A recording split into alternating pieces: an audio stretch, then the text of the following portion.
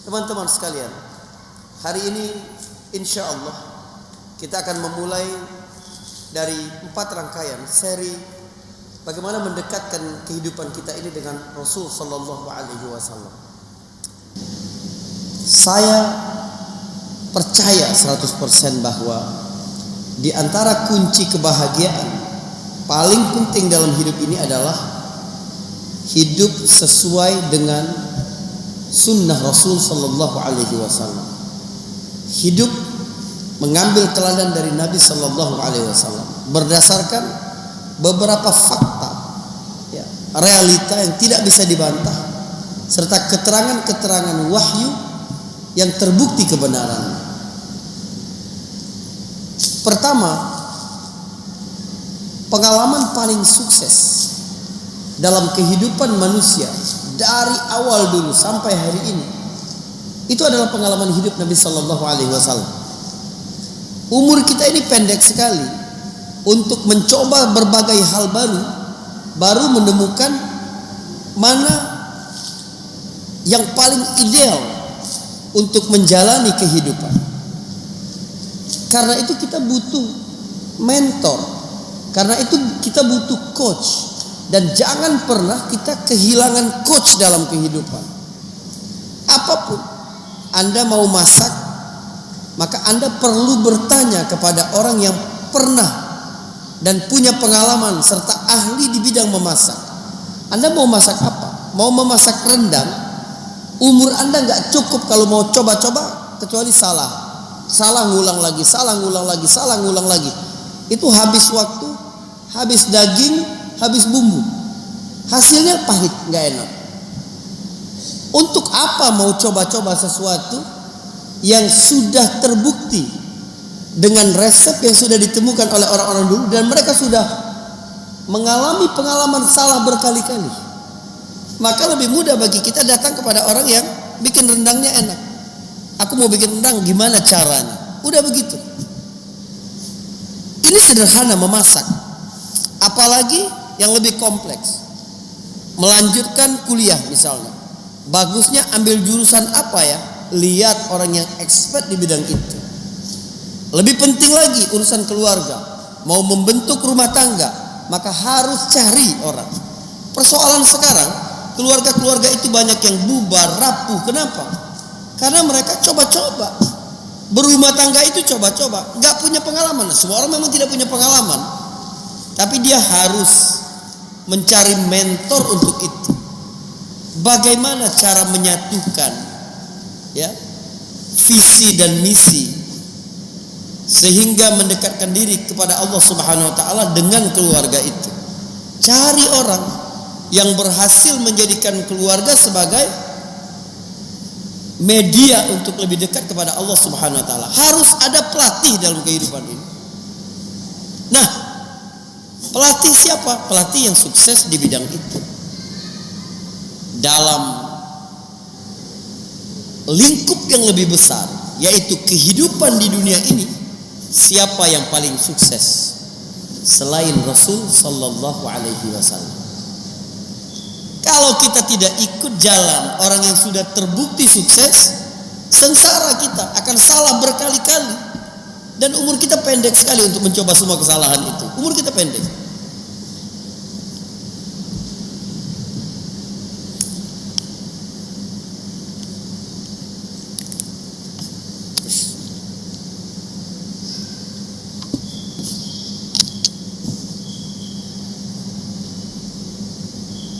Siapa yang paling sukses dalam kehidupan? Tidak ada seorang manusia pun yang sejarah hidupnya diceritakan sedetail sejarah kehidupan Nabi Sallallahu Alaihi Wasallam. Maraji' atau referensi-referensi terkait dengan kehidupan Rasulullah itu dapat dipertanggungjawabkan secara ilmiah. Artinya, dalam timbangan akademis, cerita tentang Nabi ini dapat dipertanggungjawabkan kebenarannya, valid, otoritatif. Gak sembarang orang dapat karena kecintaan kepada Nabi SAW lalu melebih-lebihkan kehidupan Nabi SAW. Enggak. Sebab ada timbangan-timbangan ilmu hadis yang dapat diterapkan ketika meriwayatkan kehidupan Nabi dari sejak beliau lahir sampai beliau wafat. Dan ada ancaman dari Nabi SAW untuk tidak menceritakan sembarangan tentang beliau. Nabi ini satu-satunya pemimpin yang tidak takut diceritakan apa saja tentang hidupnya. Maka dia berkata, balighu anni walau ayat. Sampaikan segala dari itu sampaikan, kata Nabi. Nabi enggak takut. Enggak pernah ada satu pun dalam majelis Nabi dia berkata begini, ini buat kalangan para menteri aja. Ini jangan jadi konsumsi pers. Enggak ada Nabi begitu. Apapun yang ditemukan dari diri Nabi kalian ceritakan. Karena apapun perilaku Nabi jadi sunnah. Sunnah fi'liyah, sunnah qauliyah, sunnah taqririyah. Baik itu verbal atau teladan yang dilakukan Nabi langsung atau pengakuan Nabi. Ini batas maksimal, ya. Kita boleh bercerita apa saja tentang Nabi SAW, tapi ada batas minimal. Karena kecintaan kita kepada Nabi, atau kebalik, ini tadi batas minimal, ini batas maksimal. Karena kecintaan kita kepada Nabi, kita ingin mengagungkan Nabi, kita cerita berlebih-lebihan tentang Nabi, enggak boleh. Man kadzaba alayya muta'ammidan falyatabawwa maq'adahu minan nar. Siapa yang berbohong atas namaku, bilang Nabi melakukan ini, Nabi bilang begini, walaupun maksudnya baik, maka disediakan satu tempat, satu kuota untuknya di neraka. Jadi Nabi tidak takut diceritakan apa saja, tapi kalian jangan lebih-lebihkan. Sukses Nabi SAW ini di berbagai bidang. Apapun yang ditekuni Nabi itu sukses. Kenapa kita butuh satu contoh nyata dalam kehidupan sukses Nabi SAW menjalani kehidupan? Untuk membuktikan bagaimana Al-Quran ketika dijalankan, diamalkan, maka dia memberikan dampak kesuksesan dan kebahagiaan yang luar biasa. Kehidupan Nabi ini kan kalau dilihat dalam timbangan manusia ini luar biasa. Bagaimana dia mengubah satu masyarakat yang dulunya hanya mengembala kambing, lantas dapat memimpin peradaban dan berumur 1000 tahun lebih. Belum ada peradaban di dunia ini yang memimpin dunia selama peradaban Islam. Belum ada. Dari mana bermula seluruh peradaban ini? Dari kehidupan Nabi SAW. Jadi wajar kalau seseorang mengambil contoh dari seseorang yang memiliki portofolio semuanya berisi kesuksesan. Itu kehidupan Nabi. Secara makro kita dapat lihat bagaimana masyarakat Arab dulu waktu Nabi diutus tidak punya tentara satupun, lalu kemudian tentara Islam ditakuti di seluruh dunia. Tidak punya pemimpin satu orang, karena setiap suku dengan egonya masing-masing, konflik antar sesama tidak dihitung sebagai kekuatan di geopolitik sekitar heartland itu, wilayah pusat inti itu, nggak ada. Orang hanya bicara tentang Persia dan Romawi. Agak ke selatan ada Ethiopia dan Mesir. Tapi di Hijaz, daerah Jazirah Arab tempat Nabi, tidak dihitung sama sekali. Tapi kemudian coba lihat apa yang terjadi. Memimpin peradaban, terus memanjang ke timurnya itu sampai ke paling timur India, lalu berbatasan dengan Cina sampai ke Mongol, terus ke barat apalagi, terus melalui jalur Afrika Utara naik ke atas Andalusia, Spanyol sampai ke Perancis Selatan. Sepertiga bumi lebih berada di bawah kekuasaan Islam. Kenapa itu? Karena ada contoh bagaimana menjalani kehidupan ini dengan baik. Jadi pengalaman sukses dalam kehidupan paling nyata itu dari kehidupan Rasul Shallallahu Alaihi Wasallam. Apa yang ingin saya sampaikan, teman-teman sekalian? Kalau kita ini kehilangan role model, gak tahu gimana menjalani kehidupan yang bahagia, gimana menjalani kehidupan yang sukses, gimana menjalani kehidupan yang jaya, lalu kita tidak melihat kehidupan Nabi, itu naif sekali. Karena Nabi sangat sukses. Dan kesuksesan itu nyata. Bahkan punya dimensi yang sangat luas. Artinya, apapun yang dijalani oleh Rasulullah, dia sukses dengan itu. Tetapi kesuksesan Rasul Sallallahu Alaihi Wasallam dalam berbagai bidang itu jangan membuat kita lupa bahwa yang disandang, predikat utama yang disandang oleh Rasul SAW adalah bahwa dia adalah Rasulullah. Itu makna firman Allah, Muhammadun Rasulullah. Muhammadur Rasulullah. Sebab itulah yang membuat dia lebih tinggi daripada yang lain.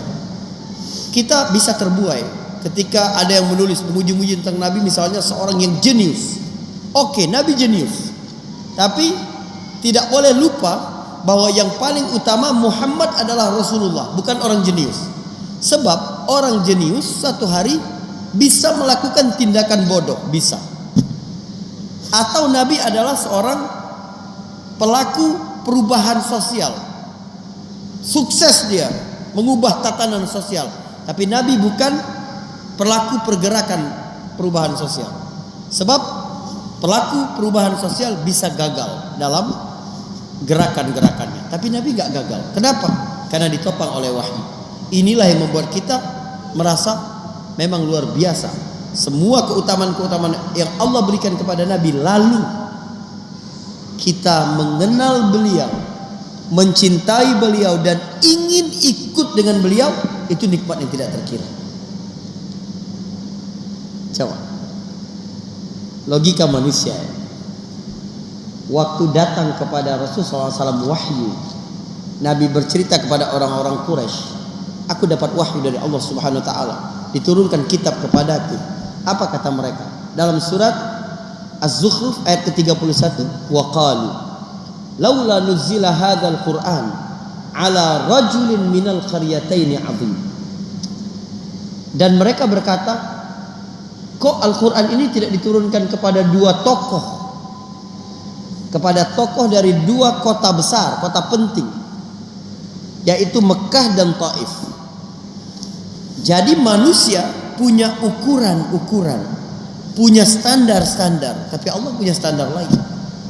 Dalam standar manusia, yang paling layak mendapat wahyu, yang paling layak diturunkan Al-Quran, menurut orang Mekah harusnya Utbah bin Rabi'ah,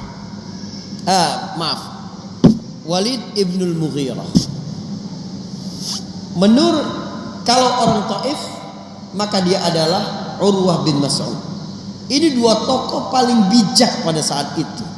Kata-kata mereka ini didengarkan, sehingga orang-orang Quraisy berkata, kalau memang Quran ini Allah turunkan, kok Allah gak nurunkan kepada Al-Walid ibnul Mughirah, bapaknya Khalid bin Walid? Kenapa tidak diturunkan kepada Urwah bin Mas'ud, bapaknya Abdul Yadid? Ya. Jadi Allah bilang, kamu mau membagi-bagi rahmat Allah. Ahum yaqsimuna rahmat rabbik. Apakah mereka mau membagi-bagikan kemurahan Allah Subhanahu Wa Taala? Allah tetapkan ini nabi, ini rasul, ini. Itu semua adalah kehendak Allah. Itu semua adalah kekuasaan Allah Subhanahu Wa Taala. Nahnu qasamna bainahum ma'isyatahum fil hayatid dunya. Kehidupan mereka saja kami yang membagi-bagi mereka. Kami bagi, ini yang lebih sehat daripada yang lain, ini yang lebih punya uang, ini yang punya keluarga lebih lengkap, ini yang punya kecerdasan lebih, ini yang punya fisik lebih, ini yang punya, terus begitu. Allah Subhanahu Wa Taala. Bagi orang mukmin, dia melihat dalam hidup ini diutusnya Rasul Sallallahu Alaihi Wasallam adalah jalan keselamatan paling real. Sebab Al-Quran ini tidak bisa diamalkan tanpa ada contoh nyata di situ. Itulah Rasul Sallallahu Alaihi Wasallam. Maka ketika seorang sahabat bertanya kepada Aisyah radhiyallahu anha, bagaimana perilaku Nabi itu? Aisyah menjawab, kana khuluquhul Quran. Perilaku Nabi itu adalah Al-Quran. Jadi kalau mau lihat Al-Quran dapat diterapkan dalam kehidupan nyata, maka lihat kehidupan Nabi Sallallahu Alaihi Wasallam. Ini bukti pertama ya, tertulis dan dapat dipertanggungjawabkan bahwa, perhatikan ini saya simpulkan. Yang pertama, poin pertama, Nabi menjalani banyak peran dalam kehidupan, dan peran-peran itu diceritakan, dapat dipertanggungjawabkan secara ilmiah. Semua peran-peran itu Nabi sukses. Kenapa kita mencari contoh lain di luar itu? Yang kedua, bukti Nabi sukses adalah testimoni dari orang-orang yang hidup sezaman dengan beliau.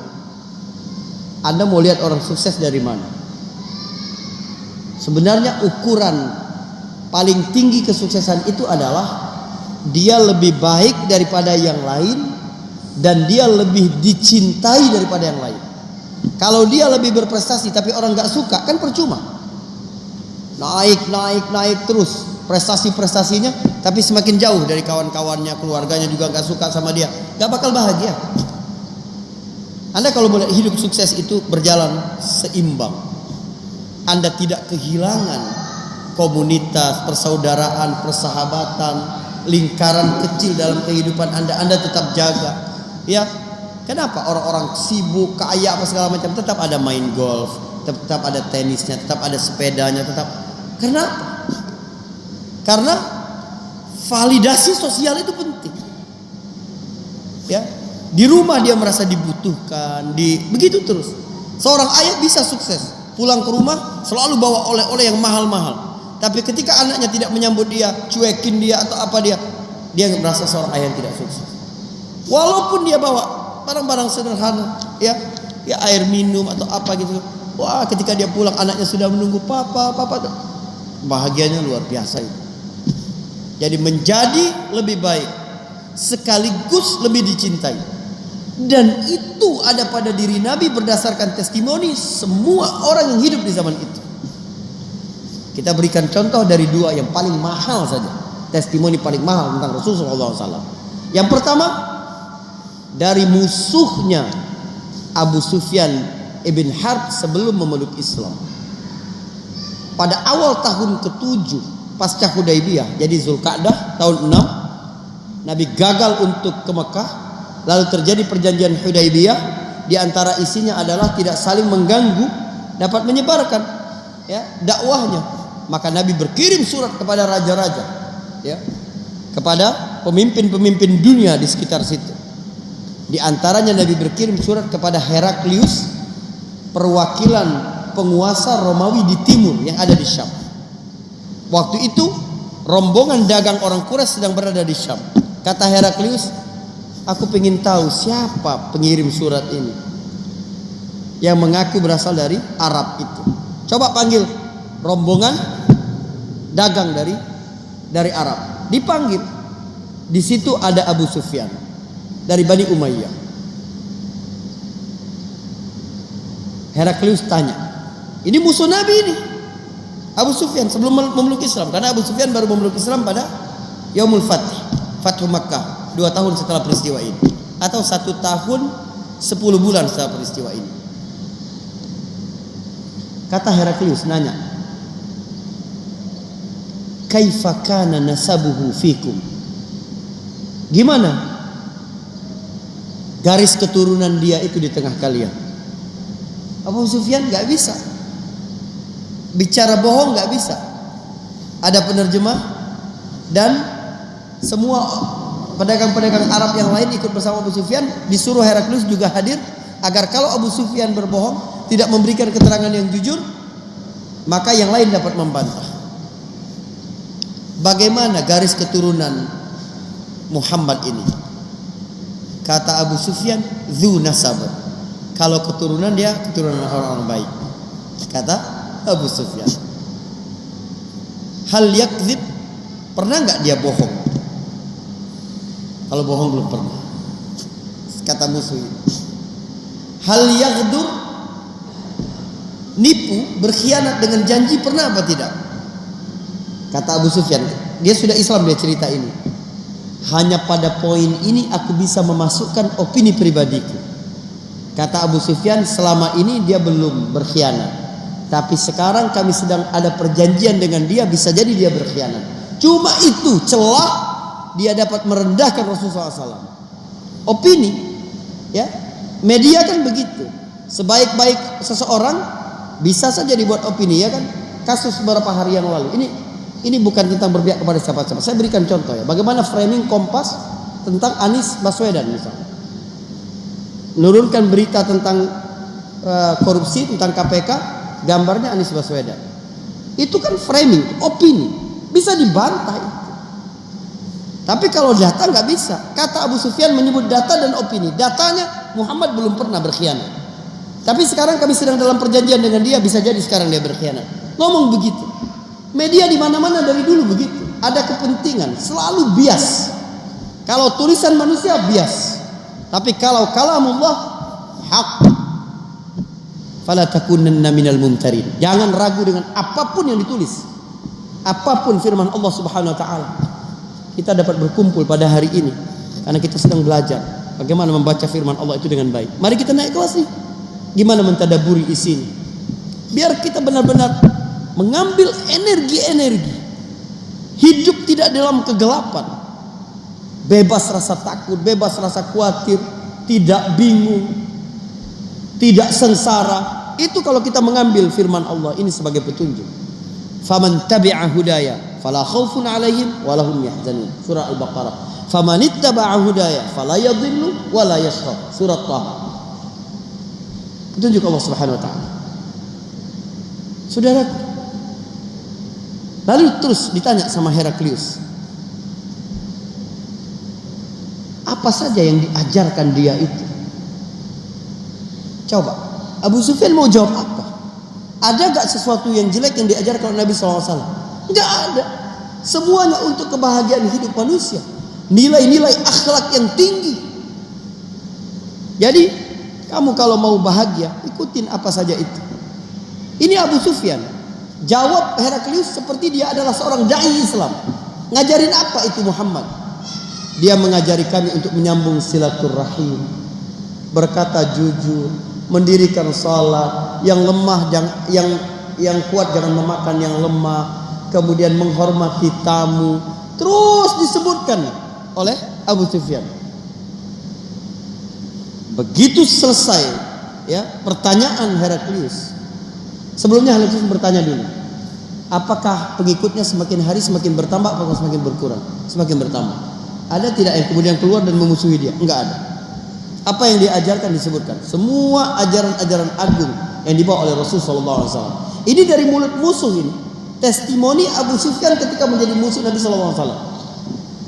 Heraklius langsung berdiri dari tempat dia duduk dan berkata, Wallahi, lau kana hadha rajul kama taqul, la yaqumanna mawdi'a qadamai hadha. Demi Allah, kalau sekiranya laki-laki yang kamu cerita itu benar seperti itu, dia akan berdiri di tempat aku berdiri sekarang. Artinya Romawi ini bakal ada di bawah tangan kendali dia. Dan benar, hanya beberapa tahun atau pada masa Umar bin Khattab radhiyallahu an, segenap Syam telah dibuka. Tentara Umar di bawah kepemimpinan Abu Ubaidah bin Al-Jarrah akhirnya dapat membuka Syam semua. Coba perhatikan. Ini testimoni ini. Kalau kita dengar testimoni Abu Bakar, Umar, Utsman, oke biasa itu. Ini musuh. Testimoni kedua, testimoni orang yang paling dekat, paling tahu tentang kehidupan Nabi. Siapa itu? Istrinya Khadijah. Ibu-ibu ya. Testimoni dari istri itu testimoni paling mahal itu. Karena dia tahu banget aslinya kita itu seperti apa. Itu istri. Saya jaim-jaim depan antum bisa, tapi depan istri saya nggak bisa. Saya bilang, saya ceramah sekarang bilang, kalau jadi laki-laki itu harus sabar. Suami istri ngomel, biasa dia lagi capek nggak usah jawab. Ada istri saya di pojok bilang, gitu dia kalau ceramah. Di rumah nggak gitu loh, gitu. Nggak bisa saya. Karena istri yang paling tahu. Dan Khadijah memberi testimoni ini setelah 15 tahun menikah dengan Rasul sallallahu alaihi wasallam. Coba bayangkan. Laki-laki itu paling sebulan 2 bulan udah keluar aslinya semua udah. Ya. Bulan madu berapa lama lah, sebulan lah oke enggak. Setelah itu udah keluar aslinya. Tahu kita semuanya. Kalau yang malas keluar kembali malasnya, pemarahnya, tidak sabarnya, sembrononya, macam-macam. Khadijah sudah 15 tahun berumah tangga dengan Rasul. Sebab Nabi menikah dengannya umur 25, Nabi menerima wahyu umur 40. Pada umur 40 tahun inilah testimoni Khadijah ini diceritakan. Waktu Nabi ketakutan karena ditemui oleh Jibril pertama kali. Sehari setelah itu Nabi baru bercerita kepada Khadijah apa yang dia alami. Pertama kali kalimat yang keluar dari mulut Nabi apa? Laqad khasyitu ala nafsi. Khadijah, aku takut terjadi sesuatu yang buruk atas diriku. Nabi takut jangan-jangan dia gila, atau ada roh halus, atau orang ngirim macam-macam ya. Apa itu istilah-istilah kita itu? Atau halusinasi. Nabi takut itu. Tapi Khadijah percaya Allah tidak mungkin menyakiti suaminya. Khadijah berkata, "Kalla wallahi, gak mungkinlah suamiku, demi Allah, la yukhzikallahu abada. Allah gak mungkin menyakitimu. Yang datang tadi malam itu gak mungkin membahagiakan kamu." Kenapa Khadijah seyakin itu bahwa Allah tidak mungkin menyakiti suaminya? Innaka latasilur rahim wa tahmilul kal wa tuqirrud dhaif wa disebutkan semua akhlak baik Nabi. Engkau orang yang berkata jujur, menyambung silaturahim, membantu orang yang susah, berpihak kepada orang yang benar, menghormati tamu, disebut semua. 15 tahun berumah tangga yang keluar dari mulut Khadijah semuanya kebaikan. Kita sudah tahu seperti itu. Malu kita cari guru lain, teladan lain dalam kehidupan kita ini.